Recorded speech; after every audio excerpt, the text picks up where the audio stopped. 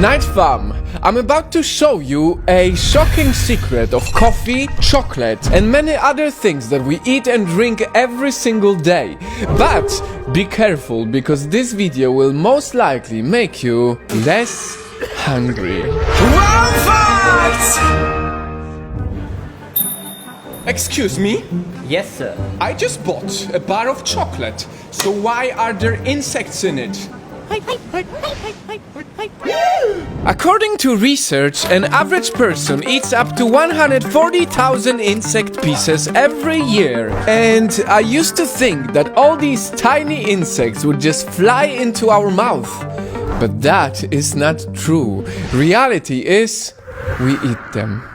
This is the unavoidable food defects law, and it's a part of all our lives. According to the American FDA rules, it is allowed for up to 60 tiny pieces of insects to be in 100 grams of chocolate. 60 pieces!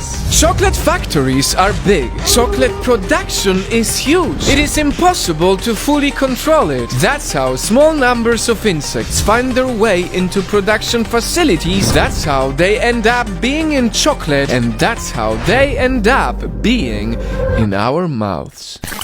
And what is even more wowing is that chocolate is just the beginning. This FDA special rule of the minimum allowance of insects in our food actually applies to many other things.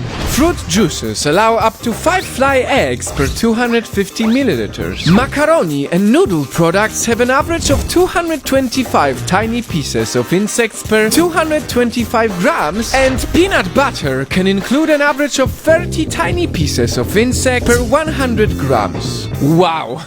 Do you eat any of those? Because I have more.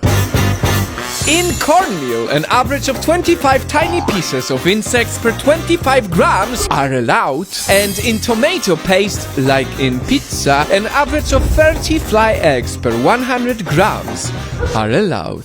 And the craziest thing of all is that even my favorite drink has an average of 10% beans that are insect infested.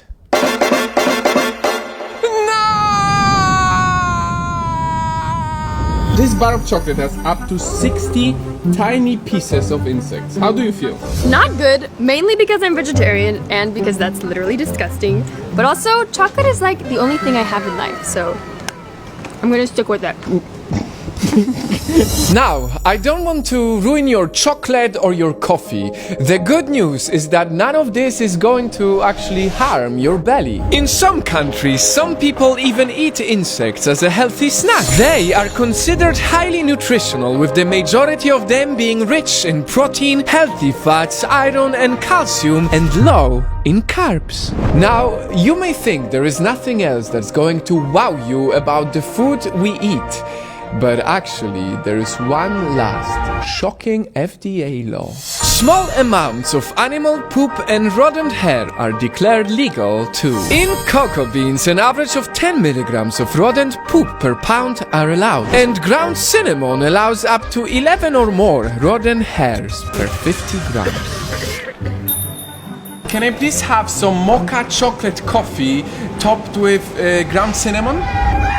The research made for this video has totally blown my mind, and I hope you share it with others. Never in my life would I think that our sweet chocolate hides bitter pieces of insects in it. Never would I think that coffee beans have the bag's aroma, and never would I think that even the innocent cinnamon has some rodent hair. All of these crazy laws tell us one thing.